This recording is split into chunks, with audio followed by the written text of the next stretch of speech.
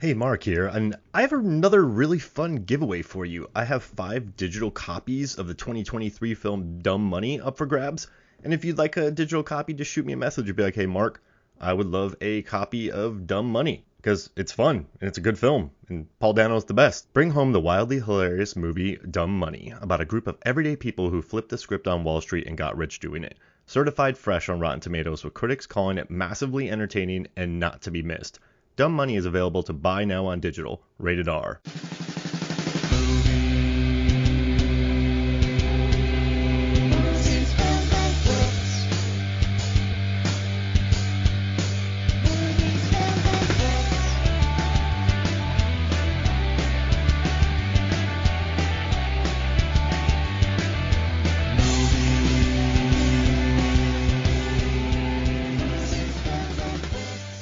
Hello and welcome to Movies, Films, and Flicks. I am Mark Hoffmeyer, and joining me is a real stone fox.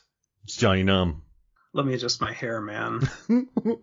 and my super cool glasses. Yeah. I love that they picked out Josh Hartnett's wig for this movie based on how well it looked with a velvet suit, like a purple suit.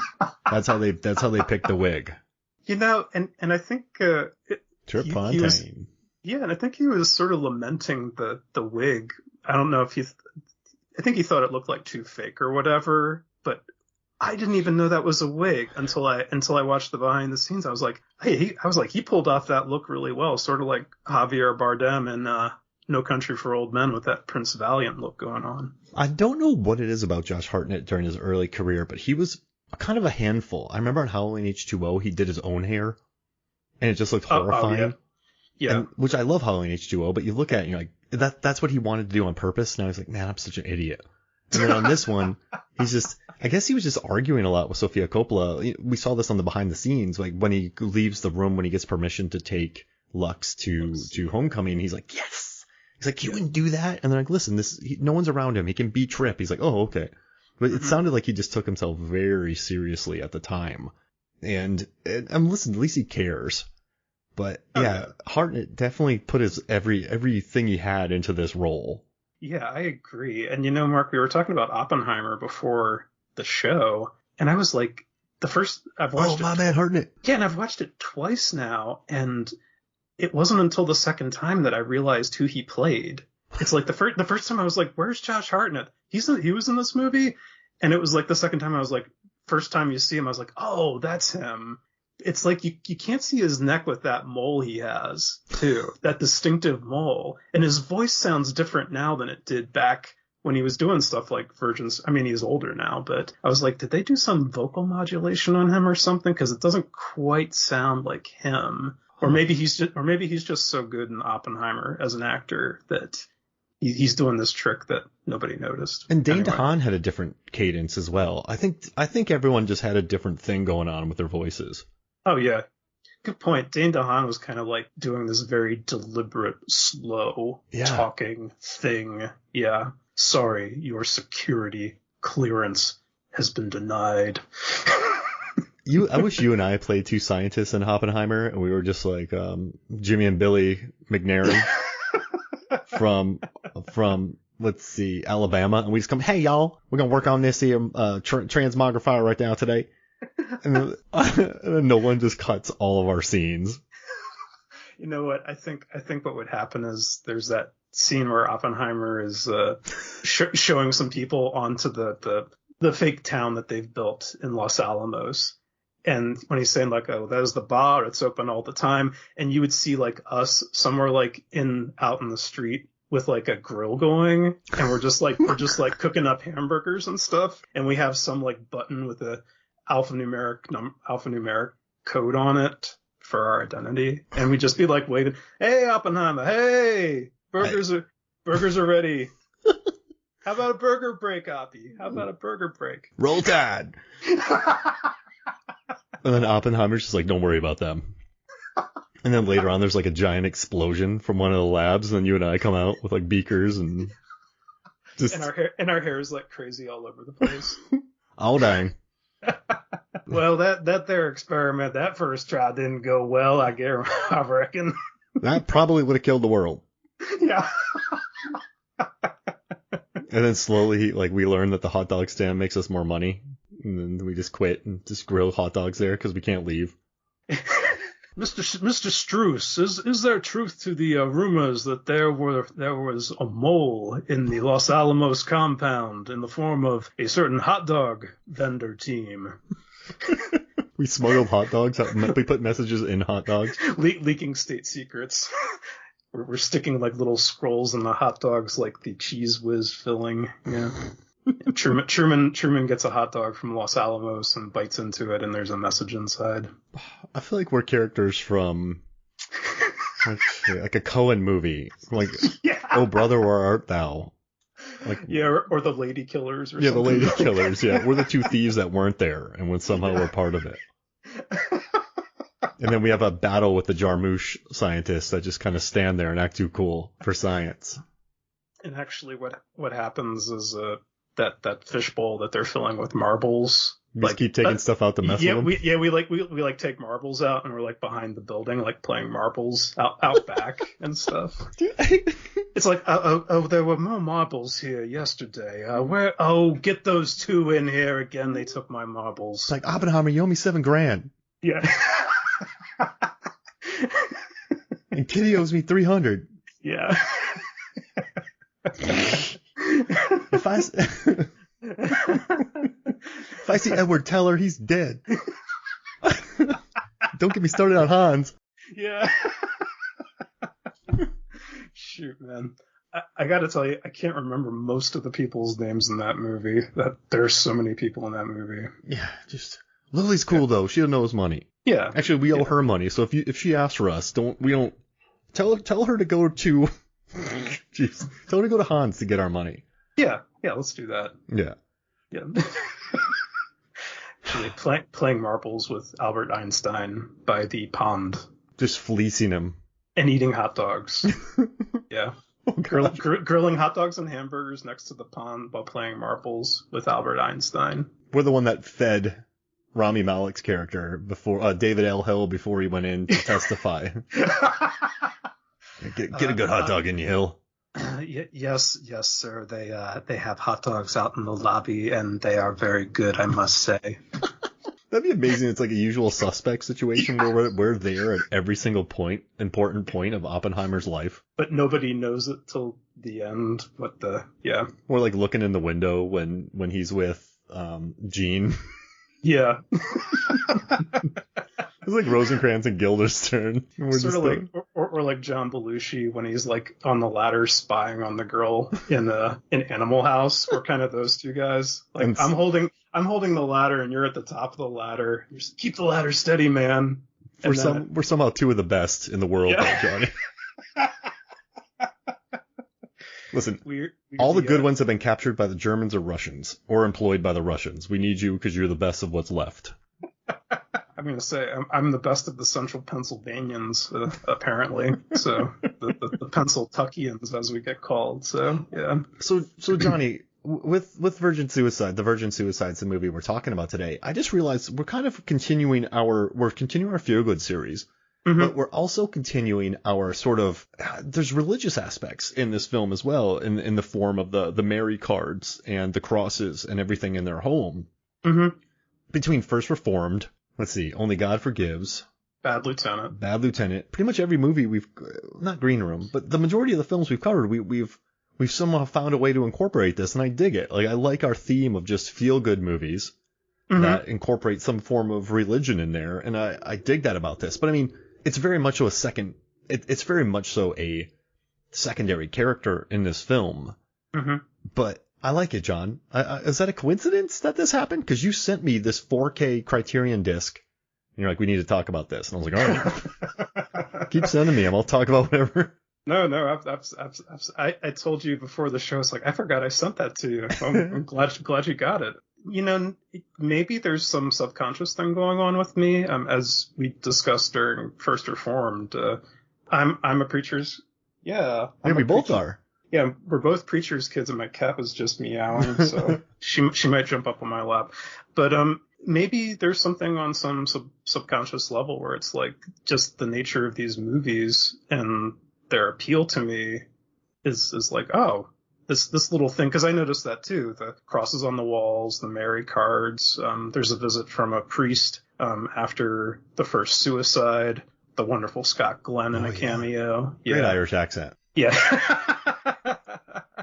But, I was like, I think the element of religion and spirituality kind of plays into an element of mourning, kind of. Because what do people often say? It's like, well, that's why they send the minister over. It's like get in touch with God or talk to God, to find your answers or to find comfort. I think there's a lot of ambiguity in this film, and there's a ton in the book as well. And I think maybe the book is even more mysterious than the movie just because there's so much more in it by default. But I think... Go ahead. When I teach film, so I'm teaching a storytelling class next semester, I think I'm going to talk to my students about this film. Okay. Because the one thing I like about this movie is when Jeffrey wrote this book, I knew how to pronounce his name. Eugenides I think it's Eugenides. Yeah, Eugenides. I went specifically on YouTube and I wrote it down, but I knew I would butcher it. So when the author wrote this, he was really inexperienced. And so he, which I'm sure you probably watched the extras, but I love that he said that he wrote this in a way from adolescent boys, teenage boys, reflecting on these girls that all committed suicide. And he said the reason he did that wasn't to be shocking or provocative. It was because he wasn't that great of a writer yet, and he knew he couldn't really capture the soul of his individual characters. So writing them as memories was easier for him to do. And then I love that when Sofia Coppola read it, she went, "This is great." And she knew like a man was attached to direct it, and she's like, "I hope that dude doesn't mess it up." So she like writes a screenplay on it that falls through, and then she ends up, this becomes her first feature on her screenplay that she just wrote because she loved the book so much. So I love how this came together, because this came together from a guy understanding his limits as a writer, and then it came together from a director who loved the book and didn't even know if she would get a chance to direct this film. She just loved it so much, and you can feel that in this movie. And even when I watched it back in I don't know, 2001, I got a hold of the VHS tape in dubious means, but so I learned about this movie because of MTV. Okay. I don't know if you know this, but like in 92, they gave the Best New Filmmaker award to John Singleton. In 93, they gave it to Carl Franklin from One False Move. And like other notable ones, like 95, Steve James for Hoop Dreams. 96, Wes Anderson, Bottle Rocket. 97, Doug Liman, Swingers. 99, Guy Ritchie, Lock, Stock, and Two Smoking Barrels. 2000, Being John Malkovich. 2001, Sofia Coppola, Virgin Suicides. And 2002, Christopher Nolan, Memento. Wow. And so when I was growing up, I didn't have internet. I had internet in 01, but it was dial-up. And I just used it for Napster, but that's other thing. But yeah, it's jeez Louise. But yeah, I didn't have any resource. I had maybe a Premiere Film magazine. I had maybe Entertainment Weekly. Yeah. And when I learned about them through the MTV Awards, I went on and I hunted down Bottle Rocket. I remember I hunted down Hoop Dreams. I hunted down Lock, Stock. And then that's how I learned about Sofia Coppola making this movie. And this movie was quite revelatory for me because, I don't know, when I watched this, I wasn't too familiar with sort of the dream element of cinema. In this film, they said Virgin Suicides, like, characterization isn't the most important. It's more like wisps of memories. It's more dreamlike. The atmosphere of it is really important and not so much the character development. So when I watched this film, it just felt really right. And I remember none of my friends wanted to watch it, so I did, and I just dug it. And it's just a movie that I think really helped out Coppola later on in her career. She's definitely pursued similar type of films and this similar type of vibe. But just, I don't know, everything about this movie, the colors, the lighting, the cinematography. I mean, the guy who shot this movie, David Lachman, he went on Ed Lachman. Ed Lachman. Oh yeah, Ed. Yep. Well, I didn't get Ned. Ed Lachman. Like, dude shot Carol and Far From Heaven. Like, this guy's incredible. Oh yeah, he's been around for a long time. Yeah, and like was on music videos before this, and watching how she controls her sets. This is a long way of me saying, Jonny Numb, that I just really love this movie. And the more I've researched it, the more I love it more. So thank you. Yeah, well, no, thank you for. I'm glad you dug it, man. And I think something interesting that you brought up excuse me, out of the couple things you brought up there was, I think, Well, the 7,000 things I brought up there. Yeah, I'll try and address like 2 or 3 of them. But something that I found interesting in the extras was the author was saying about how he thought it would be more of a. He found it interesting, I guess, that he was getting so much attention from like young women or just women saying, "I really related to this book." He said he found it kind of unexpected, I think, probably because of the perspective being taken of the boys. I think it's interesting then that Sofia Coppola, obviously it resonated with her in a way that I think appealed to her on something she said was, yeah, they had this guy attached to make the movie and he wanted to make it dark and like really violent and stuff. And I was just like thinking, no offense to you, I know you like him, but I was dreading like this image of Michael Bay's The Virgin Suicides, no. and whatever that would look like. Ari Aster's. Michael Bay's would have a lot of upskirt shots. Yeah. But I was just thinking about that. I was like, well, obviously it resonated with her in a way that spoke to her as a woman with this story. So I don't know if it's really a gender thing or just, people like what they like and they kind of feel what they feel and react how they react to something or piece of art when they're exposed to it.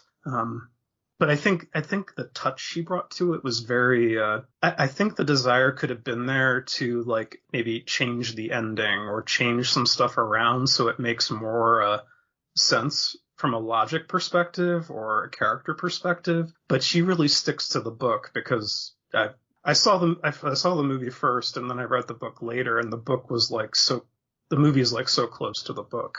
So kind of what you see in that film is a really faithful adaptation, and a lot of the mystery of it is all there, like up to that ending where it's like we can't put they say that's this great line about how we can't put the pieces back together. We have the pieces, but we can't, go. It's kind of like we can't go back to that time, and we can't ever truly know the why of what happened. So yeah, I did but all they know is we loved them. But let's look when this book was written and when the film was made. I mean, we had Joss Whedon. Everyone's like, oh, he's the one. He's like, he writes women so well, but he was just a dude. And you have just.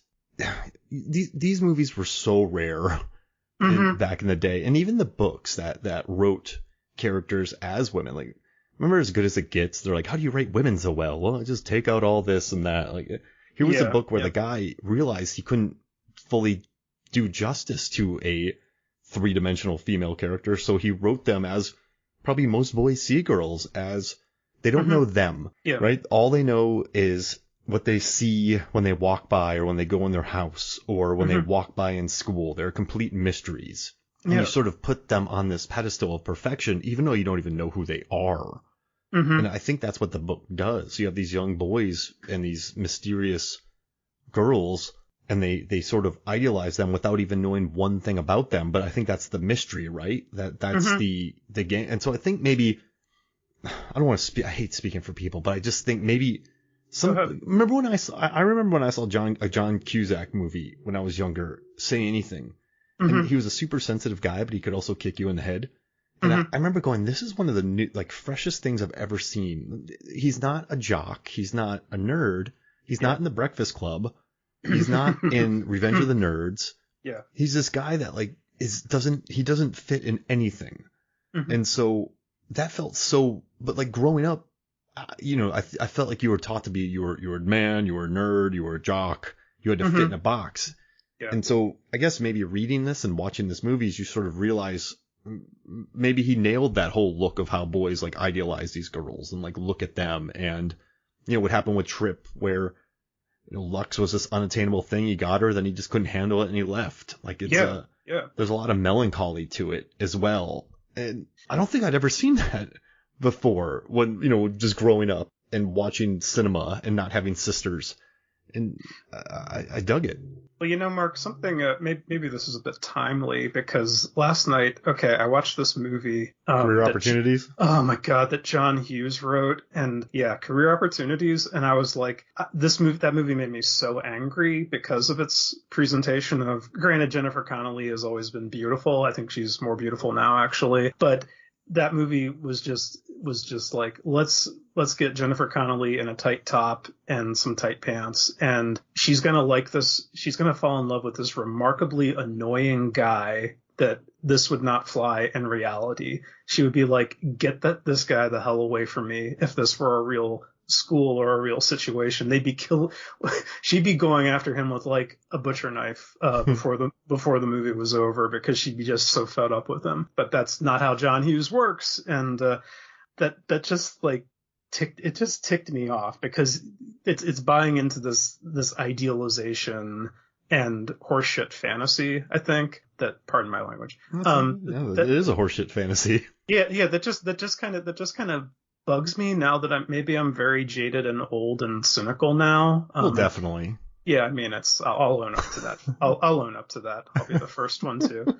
But I think something with the Virgin Suicides is that I don't want to say it's like it's a movie that feels real, but it feels, despite or maybe because of all its ambiguity, there's this, we keep going back to the sense of mystery, but you like want to sit in and like look closer and listen closer in hopes that maybe there'll be some hints to kind of make it make sense to you, the viewer. It's like not even really a character study even. No. Because there's like almost not enough characterization going on. Like you said before, it's like we just know what the boys know about the girls, and the boys kind of come in and out of the story. It's like I couldn't tell you the name of any of the boys because there's really so many of them, except for Trip, obviously, because he's kind of the alpha. Yeah, it's like, to me, it's definitely not a John Hughes movie. It's more, but it has that breath of fresh air kind of thing coming at the end of the 1990s. I mean, 99 was a fantastic year for movies. And I would definitely rank this among the best films of that year. But it's just, this is different. We've saturated, maybe it's like the teen market has been saturated. Here's something fresh and interesting that kind of takes this ambiguous perspective, where it's more about what you don't know rather than what you know. One of the great things about growing up without the aid of watching a lot of trailers or knowing what was coming around the corner is, as much as people like to say it, back then Hollywood was the same crap over and over and over again. And it still is, and it was, and it will forever be. And I'm not saying that's a negative, but like Hollywood and filmmakers, studios, they follow the money. And yeah. And there's nothing wrong with that, because you got to keep the lights on, you got to keep the studio doors open, you got to pay a lot of people. But I think in '99, and even when this movie was, I think this movie hit like film festivals in '99, received a release in 2000. Oh, okay. But we're sticking with '99. But it's like in '99, right? We had let's see, what did we have? So we had that Can't Hardly Wait, which was the year before, about a guy who had never talked to Jennifer Love Hewitt before and expected her to love her, then she does. We have She's All That with the you just take her glasses off and she's pretty. Yeah, exactly. And so we kind of grew up watching, I don't know, it just felt, it was the same crap it was the same stuff over and over and over again, where, you know, remember in 10 Things I Hate About You, if a woman is angry and headstrong, everyone hates her. She's the worst. Yeah. And so when a movie like, let's call it Virgin Suicides, or even who cares? Let's say Notting Hill, right? Where Hugh Grant is saying oopsie daisies, and he's this super non-traditional lead. I think audiences gravitate towards that. And for me, whenever I saw something different growing up, like when I watched Love and Basketball, when I saw that relationship, even when I watched Scream in '96, and then eventually it got driven into the ground. Oh yeah. I think for me growing up, I just loved when I felt something different in a movie. And watching this and noticing Sofia Coppola's touch and the way that she directed this and even wrote it, and the score. You know, I was telling Megan, my wife, the other day, that everyone knows, if you listen to the show, you know Megan. But when I grew up, you listen to the radio. And so you listen to the popular radio channels. I didn't really listen to a college cool radio station. Right. So growing up, listening to this or listening to the Royal Tenenbaum soundtrack or listening to Life Aquatic. Yeah. Like soundtracks were a place, Lost in Translation, I learned about Phoenix.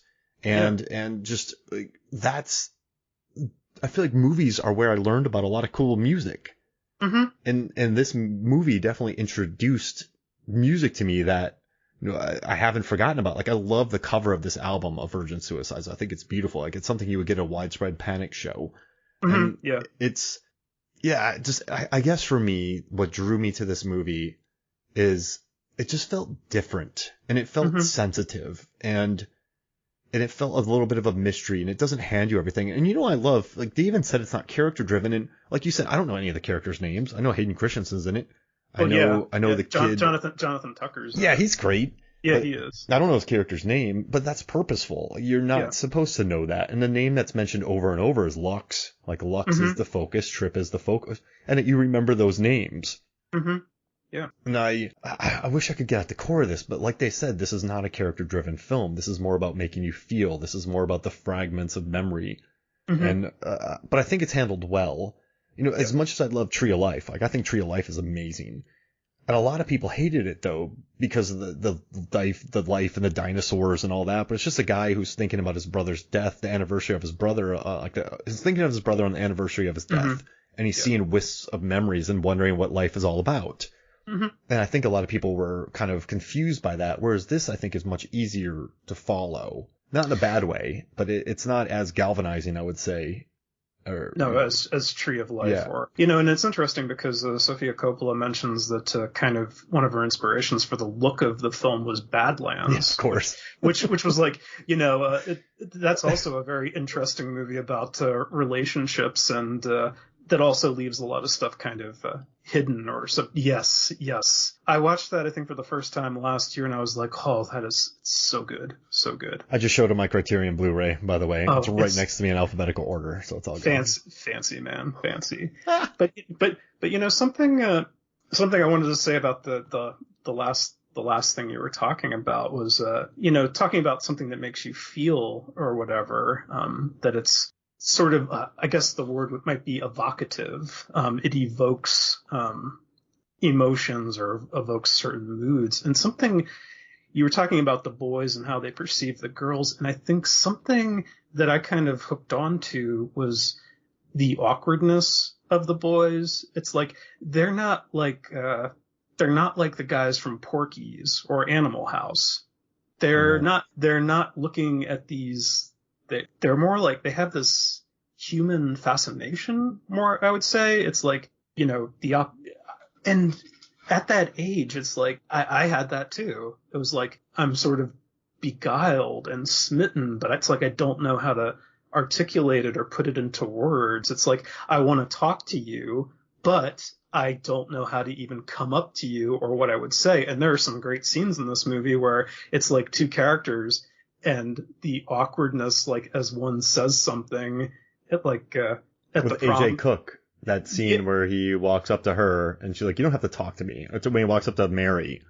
Yeah, or when they're at the homecoming dance and one of them says, or one of the girls says, "Oh yeah, how about this? This has been really nice weather we've been having lately." And the guy says, "Oh yeah," and that's like the end of it. It's like you're trying to.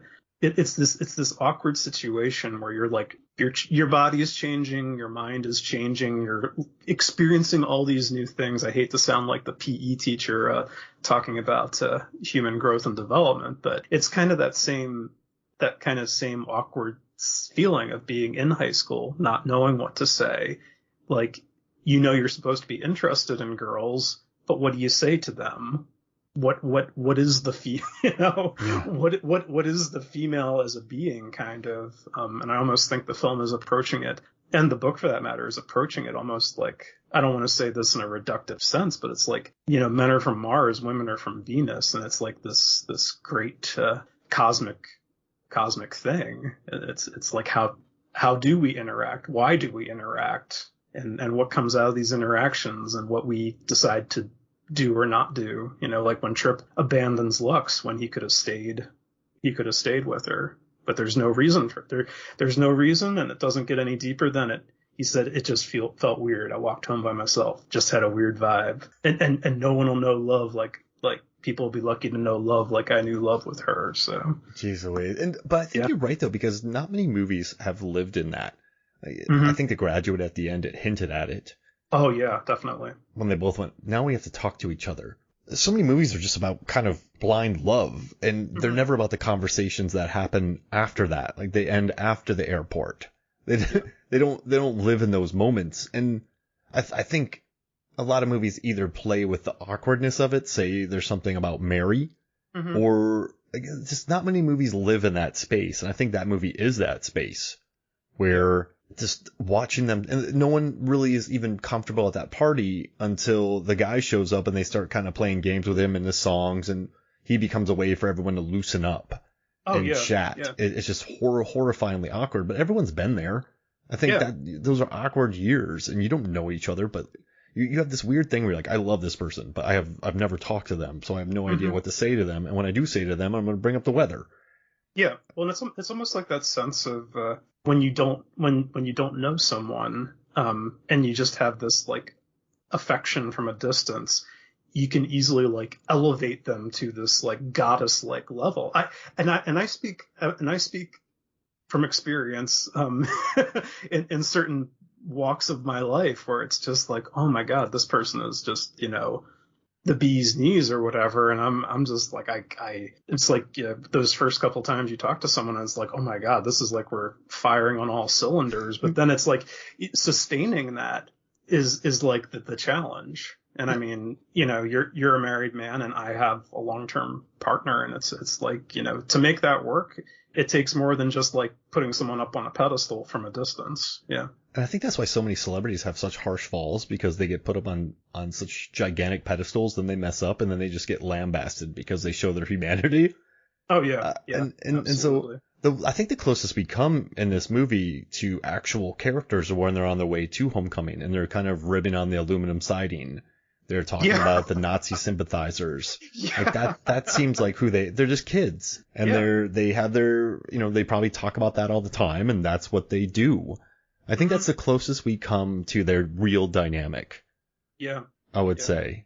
And the rest of it is just sort of them in their rooms. But what's interesting is, I know Sofia definitely focused more on them than the book. Like the author didn't intend on that, which is smart though. If it was just the guys thinking about what they were doing in those rooms. But I think a lot of those, do you think a lot of those scenes that happen when they're all in their room together are what's in the boys' mind of what they're doing? Or is that showing us their personal lives just kind of bonded together under these really strict parents? That's an interesting, and I was thinking I knew where you were going with that when you started talking. And Curveball, like, baby.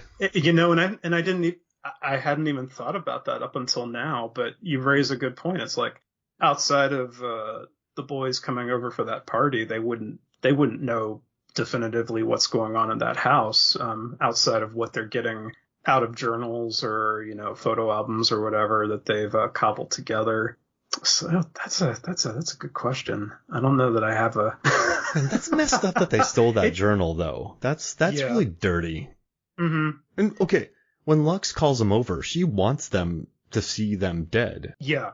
So is that malicious, or did she just want someone to find the bodies? That again, that whole thing mystified me. I was like, yeah, what is she doing? What is she driving at? The title of the movie is plural, and we're getting close to the end of it, so that's probably what we're gonna stumble across some corpses here, but I don't know. I just feel like she was kind of, maybe she was done and defeated, kind of like her sisters were, and this is the end. I told you to watch for our signal, come over at midnight. And here it is, you wanted to get to know us, but what I'm just going to leave you is this aftermath. So it's like, there's no satisfaction there. And it's kind of ironic that the one boy goes downstairs and he's like, it's like, oh, the one time you kind of hear one of the boys say something purring, and he's like, I so want to feel up one of these girls. And then it's immediately diffused because he bumps into, the feet of one of the girls who's hung herself from the downstairs ceiling. That was a brutal scene, and then they trip over the other body. It's so subtle, though. I think because that's not the point, right? You don't want to see it. No. You never straight up see the act. Mm-hmm. You see the aftermath, and in one part, it's even Sofia Coppola's hand because Dunst was too young to be playing someone who has attempted suicide, or no, committed suicide. Yeah. So it's but I think that would take away from it if it was Michael Bay's Virgin Suicides. That'd be but I gotta say, Kirsten Dunst does a really great job with being melancholy. Oh, and I know, Melancholia. Yeah, exactly. Yeah. But just Melancholia, Power of the Dog, even like Midnight Special, Beguiled. I think she's great in Hidden Figures. She's just really tired in that movie. Yeah. And I think she really does excel when, I don't know, I think she just nails that, like Eternal Sunshine. Like I think, yeah. I think she's better. She's great in Bring It On. So. I haven't seen it. Oh no, she's wonderful in it, and she actually had a pretty good 99 with Virgin Suicides, Drop Dead Gorgeous, and Dick. Like those are 3 completely different roles. Oh yeah. So she has incredible range. But I always just sometimes there's the rare, I'm gonna say it again, melancholy or sad Dunst. She's great at it. Like she looks so tired and so world worn, and in this movie she's only like 17. But she's really able to carry that off. And it makes me just never want to watch Elizabethtown again. I want to say, for all the crap that Natalie Portman gets for Garden State. And listen, she's Harvard educated, and she took Garden State because it was a different role than anybody else had ever offered her. And she still sticks up for it. She's like, yeah, I get it, whatever. It's like, I'm making a dude better, but I think she enjoyed it because it wasn't Star Wars or any of the roles or The Professional. But I get that. I get it. But oh man, Elizabethtown, like that's like that's like a manic pixie chick on 14 Celsius drinks. I bought Nathan Rabin's book, My Year of Flops. The writer for the AV Club. Yeah. Or he used to write for the AV Club. It is such a great book. He begins it and ends it by talking about the first time you saw Elizabethtown and then reassessing it years later. But that's where the term Manic Pixie Dream Girl came from, is from Kirsten Dunst in that movie, apparently. Oh, man. And I think people use it a little too much nowadays. Oh, yeah. But I think everyone, if you use that term, you need to watch Elizabethtown.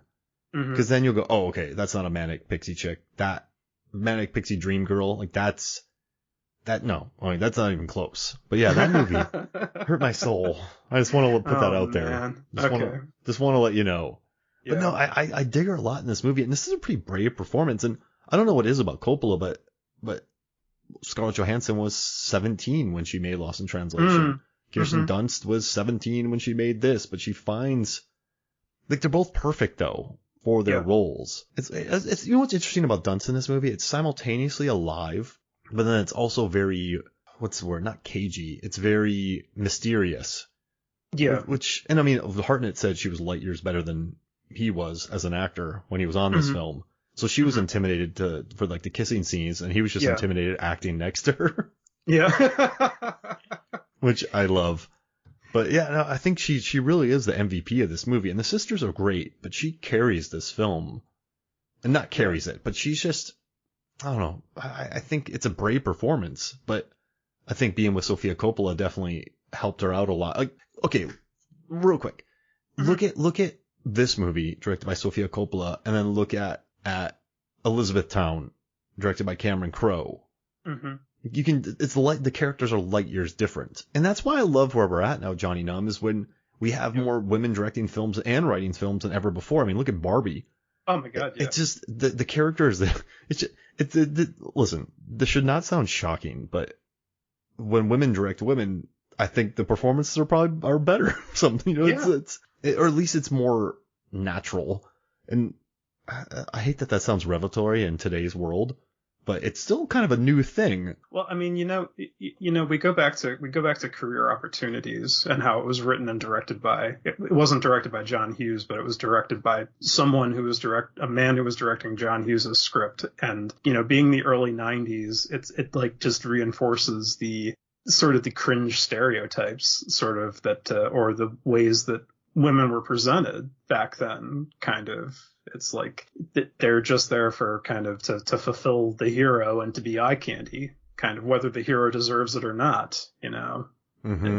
It's so I think there is something to what you're saying. And then that's why, looking at something like The Bling Ring or The Beguiled, Coppola's other films that, definitely take a more, she's more interested in the female experience, I think. But she does it so well. And I think there's an empathy there that maybe you don't get sometimes with male directors who are just like, well, I've watched too many movies, so this is what I think a woman is going to act like, or this is how she's going to say the line, This is how I want this person to say the line. Yeah, and it's sometimes reductive, or there's some liberties being taken or whatever, so it's like sometimes painfully obvious. But then you look at on the other side of that coin, like Oz Perkins with The Blackcoat's Daughter. Oh, yeah, beautifully sensitive.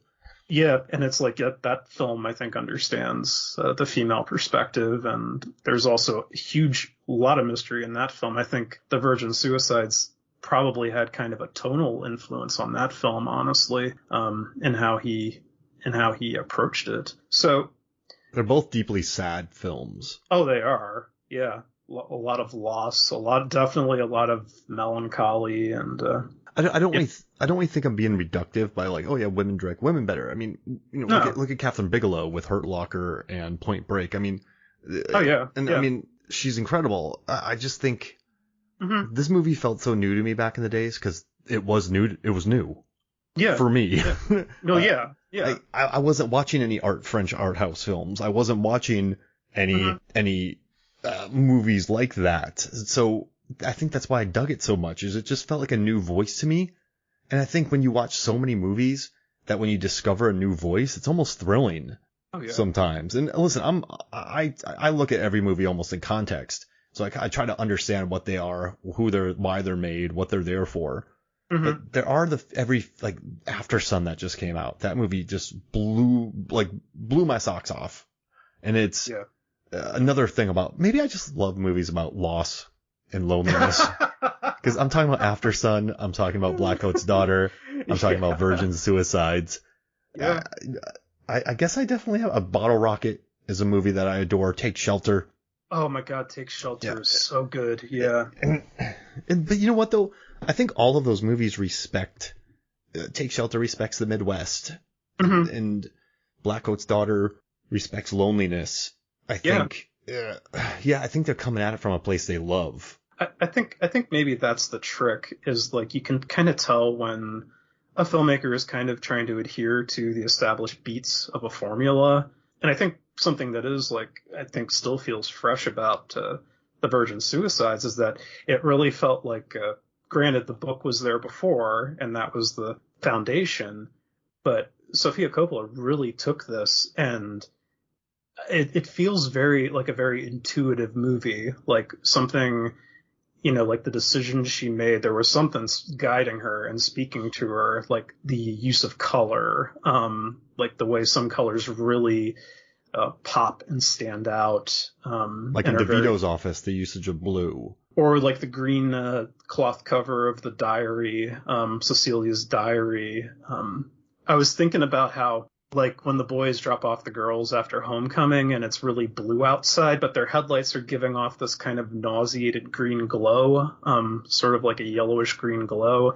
The colors are really interesting in this movie, and they really stand out in certain ways. Like, something really subtle is like when the boys start to quote unquote see Cecilia after she's died, and one of them sees her up in a tree, just kind of in this really languid cat-like pose, and you see like these spots of green moss on the tree, and that just really stands out, on this sunny day. And it's like just all this stuff, it really like what she chooses to emphasize, I think adds to that overall effect of kind of longing and mystery and like wanting to know and not being able to know, and just kind of having your head all jumbled up with questions because, you know, you're an adolescent boy and there's all this stuff is new to you, and you can only trust the idiots, the total idiots who get with Lux, you know? Yeah. so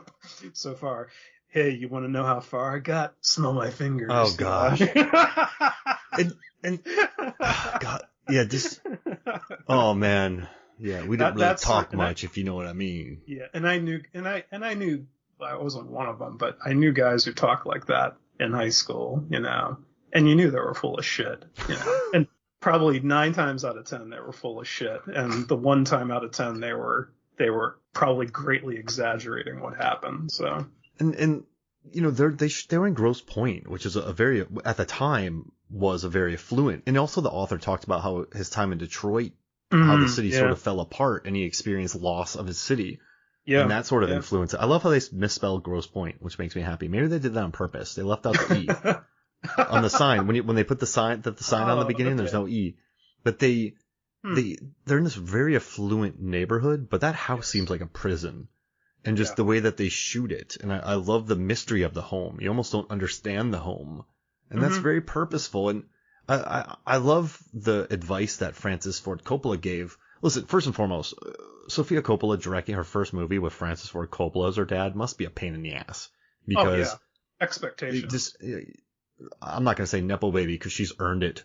But she probably had to overcome that. Oh, wow, Francis Ford Coppola's daughter is directing a movie, and this is her first movie, and it's a big film that probably a lot of people can't get. Yeah. But watching her on set and how chill, how relaxed she is, and watching how she directed James Woods and directed the actors, and she led that thing not by yelling, not by screaming. She just led it because she knew what she wanted, and she was very, like, everyone was on board with her on this, and that's insane for a 27-year-old to achieve. Yeah. And I think it's just her overall style and the way that she held herself on set. And I do love what Francis told her, though. He said, when you're making a movie, you need to have a theme, and everything that you write, everything you do needs to go around that theme. So every decision you have to make about buttons or whatever is that theme. And the theme of this movie was loss. And so, you know, you have the family being lost. The neighborhood is losing. The trees are gone. Yeah, the neighbors are moving, dying. Right? Yeah. Like, there's people on strike. Probably foretelling what's going to happen soon with the automobile industry. And you watch this movie, and I think that's pretty brilliant that she just thought the theme of my movie is loss. So let's look at this movie as, you know, Cecilia, right? She had the green book, which can mean life, which can mean, but it's quite, but also that greenness is also what kills the trees. Yeah. So I think every decision that she made really was pretty beautiful in regards to the characters, but she kept it so simple. But I think the problem is, the most important thing about what I got out of this movie from a first-time director is, I don't want to hate on any first-time directors or writers or director-writers, but most first-time directors and first-time writers, you feel their writing. As much as, you know, Garden State, right? Or In a World.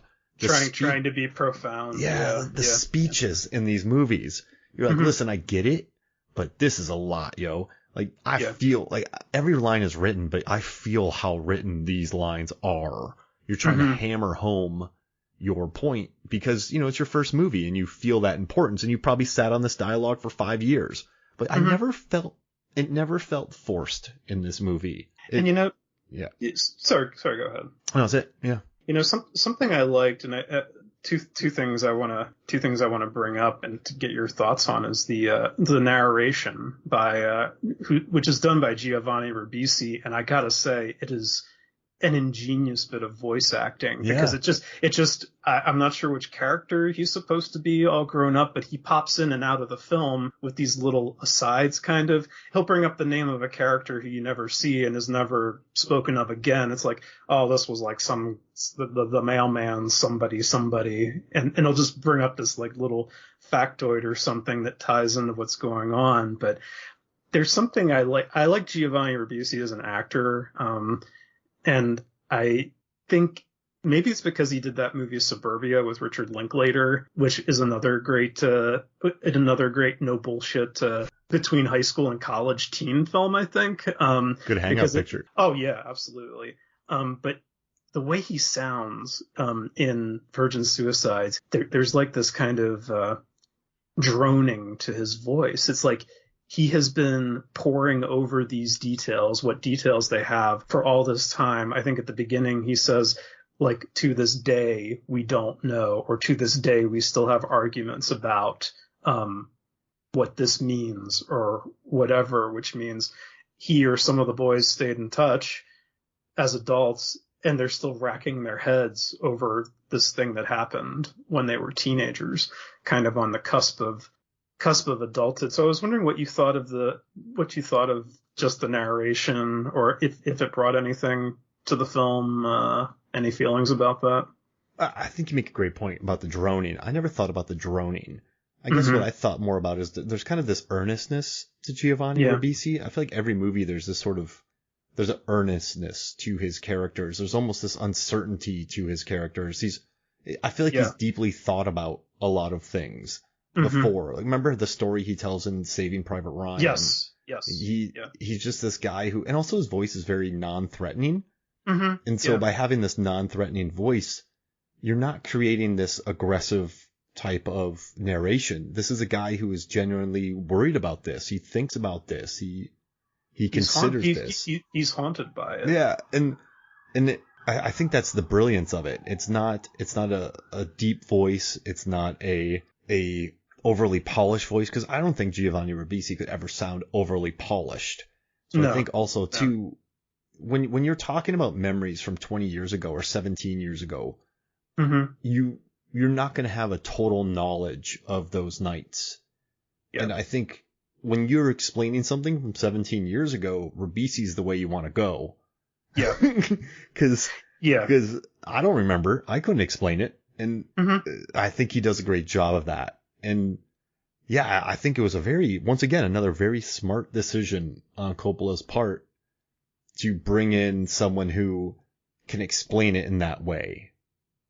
And I kind of like how there's just, like, it starts off with his narration. It doesn't start off with, like, one of those lame framing devices that you often see in movies where it's like, okay, it's Giovanni Ribisi when he's in his 40s. He's sitting in his parlor having a drink and a cigarette. He's pulling out the journal and he's looking at it. And then we go back in time to, he starts, it's like, oh, I remember those girls. And then we, like, dream transition into the world of the Virgin Suicides, and then we end with him closing the diary or something like that, which I think would be ham-fisted and cheesy. I just kind of like how he pops up out of nowhere, and he's just we trust fully that he's one of the boys and he knows what he knows, and that's all there is to it. So it's just another mystery. Like, this movie's full.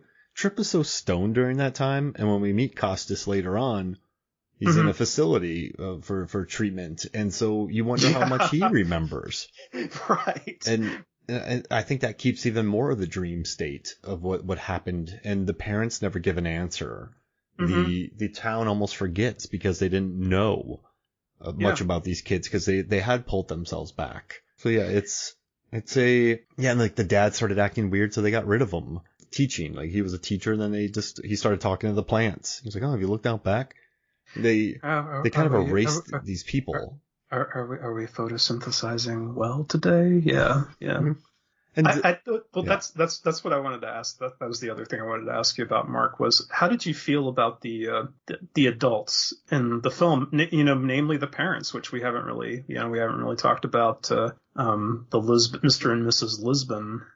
Well, the entire idea came about for the book when the author was talking to a babysitter who said that she and her sisters thought about committing suicide because they were under a lot of stress.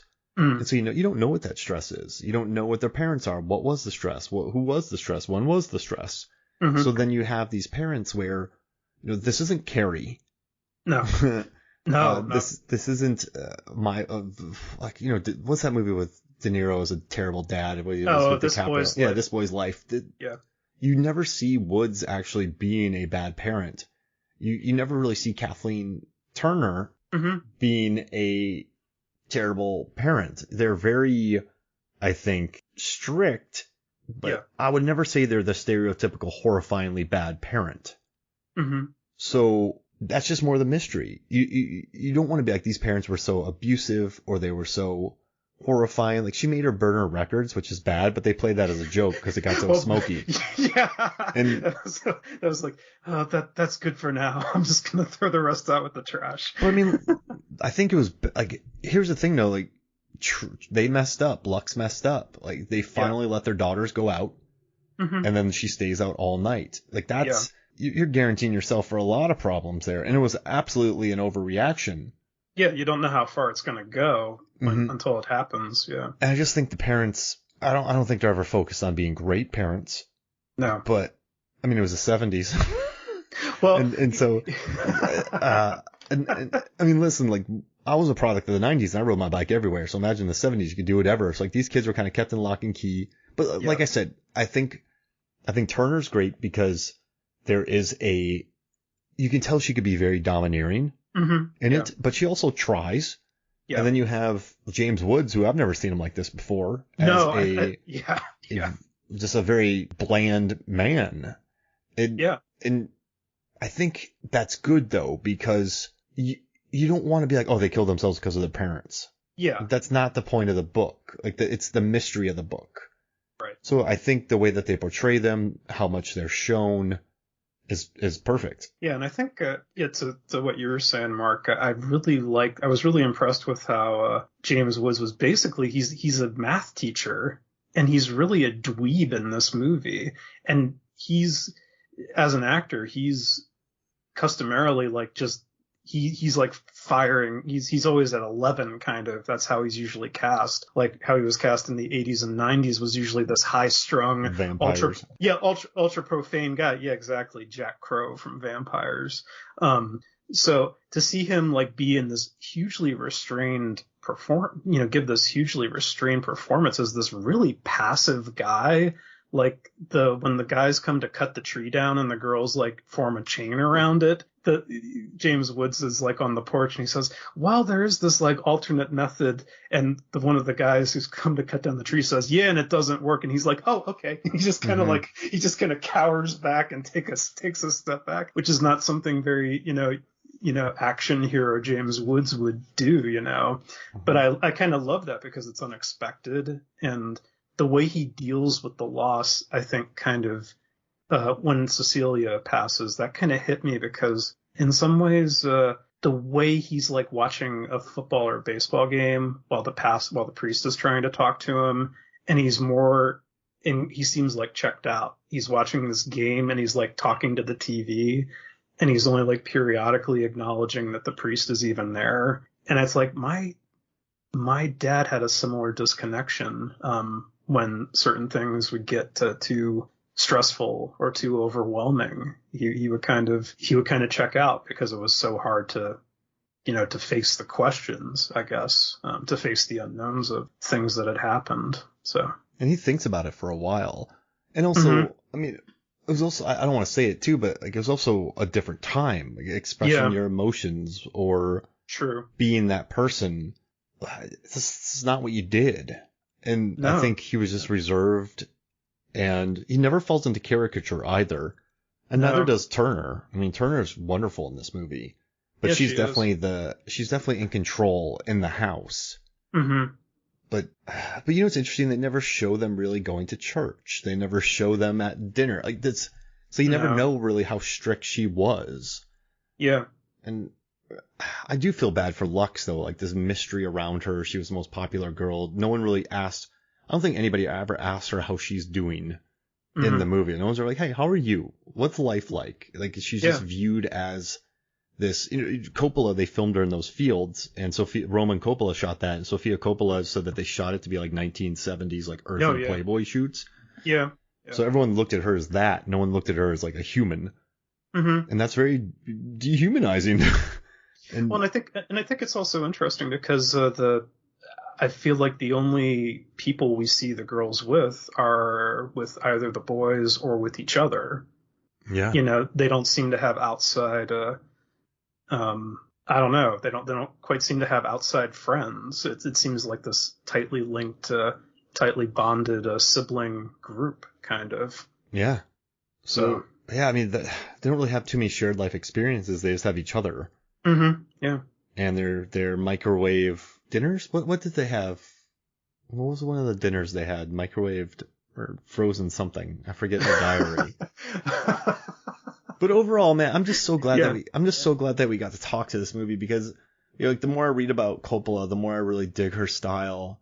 This, I love this soundtrack. I think watching her direct and watching how she led this script, I don't know, I think it's great. I just think it's cool. I wish I had more for you. It's just cool. It's weird, Mark, because it does feel like it's like, it's a meditative film in a way.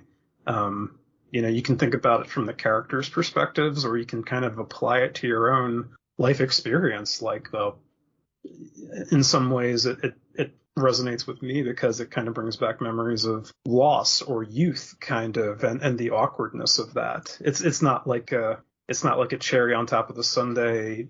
I keep coming back to John Hughes, but, it's not a cherry on top of the sundae film. It's something that as, a 42-year-old, it's like, yeah, I'm getting more out of watching this now than I did maybe 10 years or so ago when I first watched it, because certain things have changed so much in my own life. I've changed. So. It does. I think a good movie evolves. So when you watch it and you can watch it on many different levels. It's like a Verhoeven movie, Jonny Numb. You can watch Starship Troopers and be like, action. Or you can watch it and go, oh, wait, this is like a take on fascism, and he casted TV actors for a very specific reason. Filmmaking. So it's, and RoboCop is like, if you're 10 years old, it's like this ultra violent, super cool movie. And when you're, 20 or whatever, it's like, hey, he's saying stuff about the media and about police reform and stuff like that, and about police and about corruption, corporate corruption and all this stuff. It's great. Yeah. And I think when I first watched this, I was just taken on how fresh it felt. Mm-hmm. I don't think I thought about any of the themes about it being a dream. I don't think I was that sophisticated enough with my film watching. I just knew that it was something new. Mm-hmm. And so now when I watch it, I'm able to sort of incorporate how it's so well balanced and how hard that is. Mm-hmm. And the interesting thing, Mark, you say it felt fresh when you first saw it. I think, the movies that really stand the test of time, they have this timelessness to them. And this film isn't, it's not hindered by, like a lot of those other teen movies of the era. It's like the fashions, the lingo or whatever that's like probably way out of date by now. This is like centering more on an earthiness and just how people would communicate or not communicate. It's not looking to co-op slang or really fashion or anything like that. It's really kind of it's kind of in its own world, but it is in that world of 1975 or 74 or whatever at the same time. But it feels very much frozen in its in its. I don't. I'm not. That was purposeful though. It was like there's no bell bottoms, right? There's no There's no Brewers 74. Like there's it's very deliberate. It feels very timeless. I mean, you got some phone scenes, but other than that, like these are the interactions that kids have. Yeah. And now imagine these poor kids nowadays in high school. And I'm just gonna say it, like with the phones and the social media and. Sure. And like, I think people, how you put like the best you on social media. Mm-hmm. And so like you have people who like you, but all they see is your social media. So when you talk, you have even less to talk about now. So it's gotta be hard. And so I think these are universal themes too, that doesn't really matter the time you're in. And the author loved it too. Like he thought it would be much more period, but it was not. Mm-hmm. And Linklater's great at that too though, right? Watch like Dazed and Confused, watch Everybody Wants Some. Mm-hmm. I think sometimes they do age, but also the dynamics are always the same. Oh yeah, I agree. I mean, I think his film Suburbia is also kind of a, and I think that's because it's mostly just a bunch of people standing around a convenience store talking, And it's just very, and it's the stuff they say is very written in that movie. That's a heavily written movie, but I love it for, some of the same reasons I love The Virgin Suicides is because I feel like there is a sense of reality kind of through the fiction of the story as well. It's interesting how Clerks felt very written, but it also flowed really nicely. And then you get Mallrats, which is wildly written. Mm-hmm. I think sometimes writers have to go through that very written phase to get it out of their system. Yeah. And go back to who they were. Hey, and so I know you got to get out here, Jonny Numb, but real quick, I asked you last week that I want to do so this is a movie where we're going to do the 1999 films, but they had to have made less than 50 million worldwide. So we're going to draft 1999 films that made less than $50 million worldwide. How's that sound?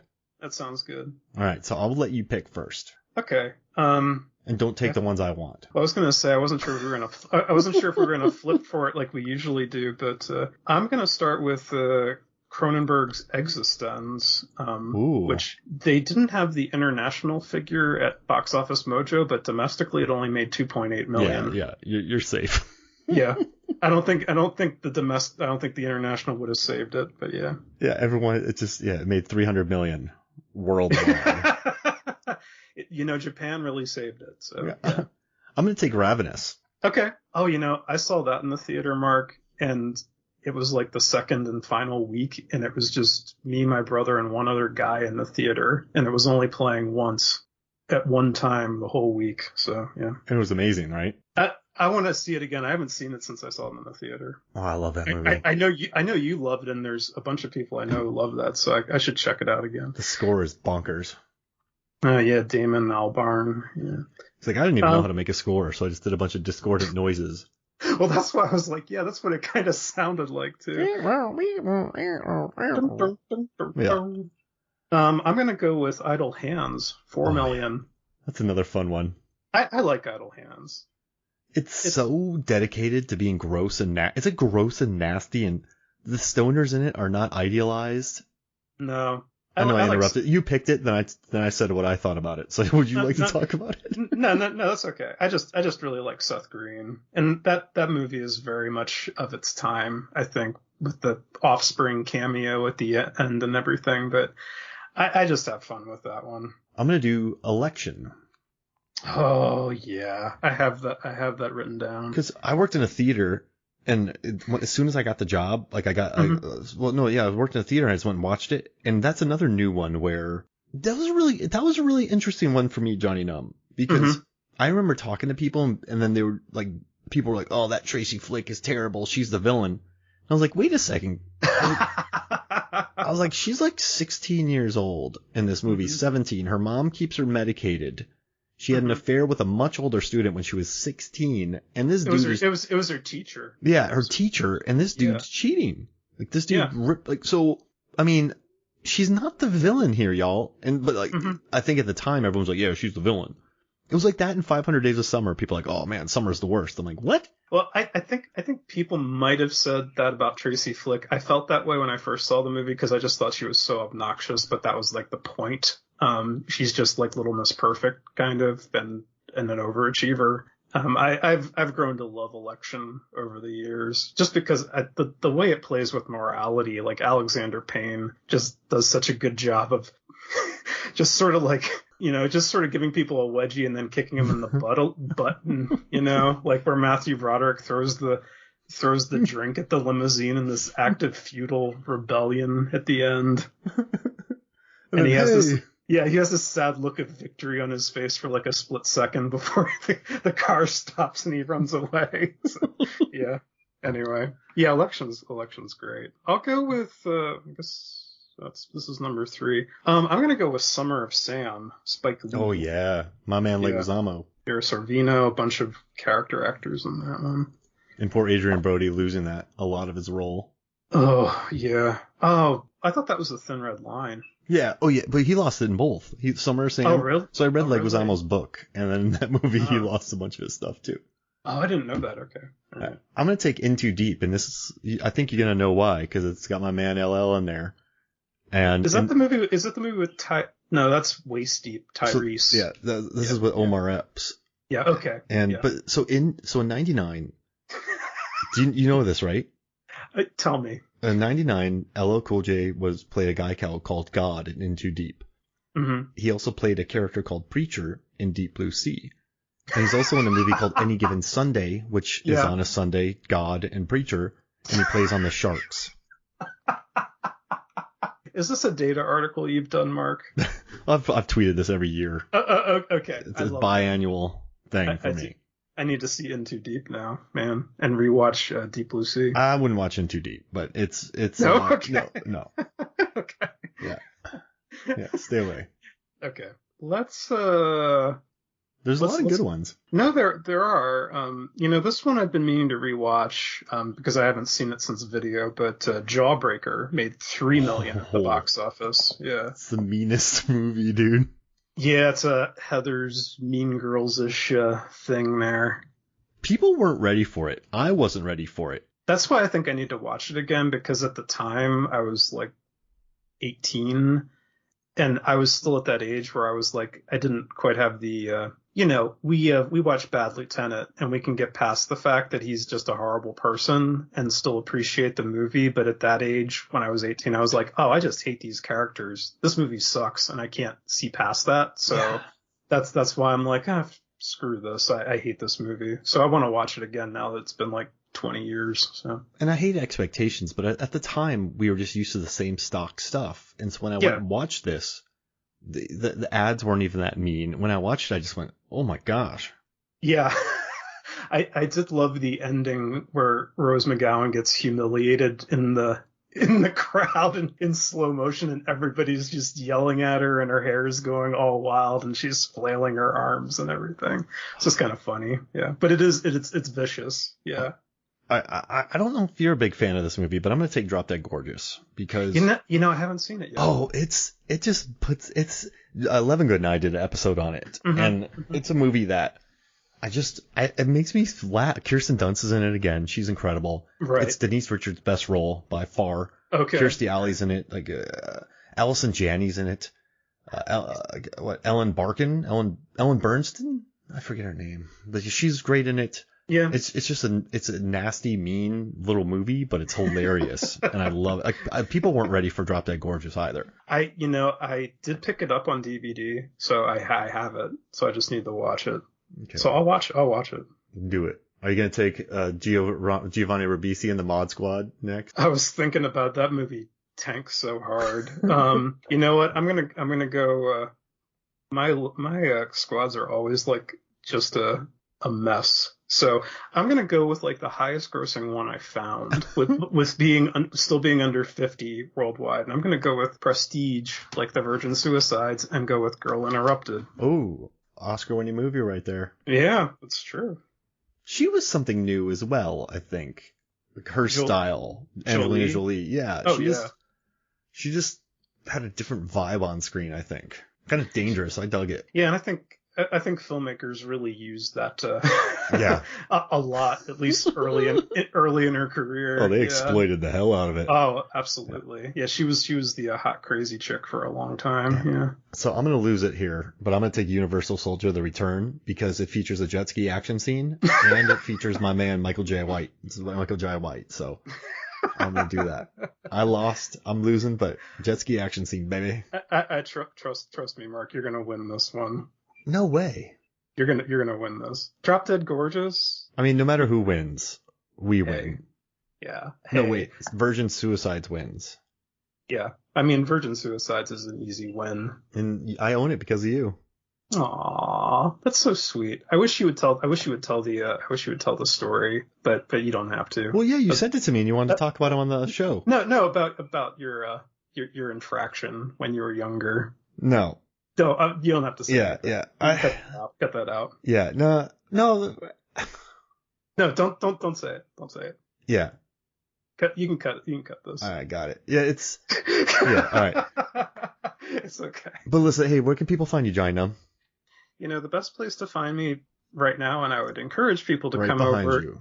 Come over to come over to JonnyNumb.com, which has kind of become my home for writing about random things, movies and books and such that come into my life that I spend way too much time accumulating, but not enough time watching or reading. Reviews of musical performances, reviews of movies, just any random stuff that I feel like writing about. That's kind of my home base for it. But you can also find me on Twitter, because I'm still calling it Twitter, under Jonny Numb. There are no H's in those Johnnies. And you can find me also over on Letterboxd at JonnyNumb.com if you want to see me talk about movies in a more abbreviated fashion.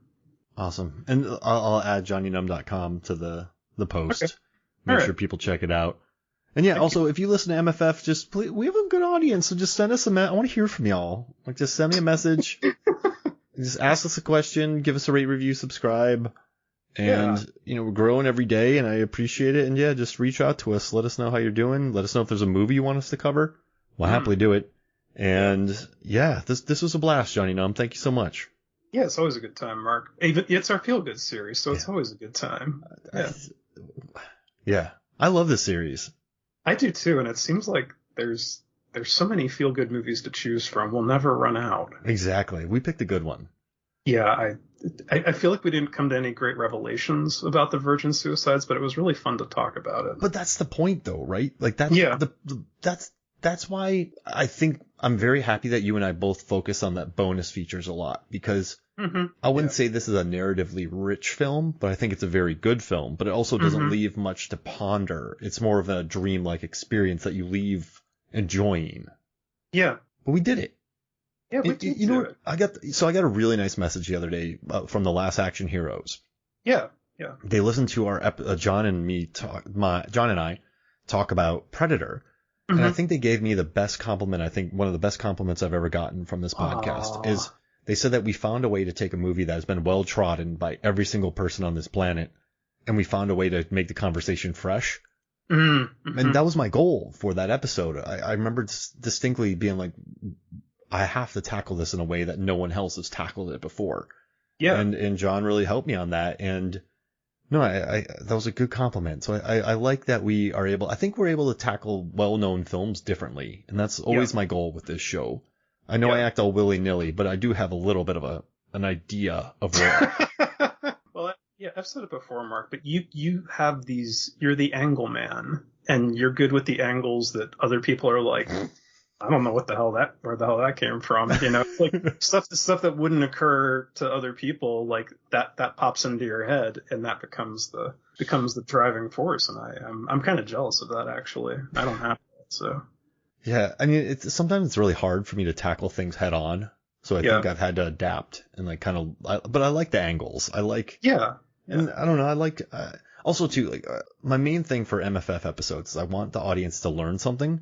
And so, I want them to laugh a little bit, but I also, I don't want to have just an opinion show. Like I want them to leave learning something. So I think we taught them something about this movie, or have them have something to think about. Like Nick Rehack sent me a message about our Midsommar episode. And he said he's going to watch it again now because we gave him a lot to think about. And he's also really considering how much he loves Dread.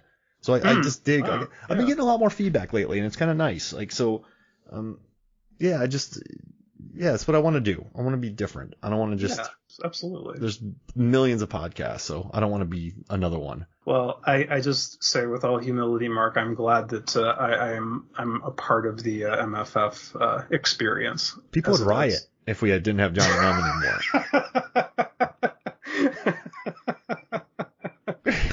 I appreciate your optimism, but yeah.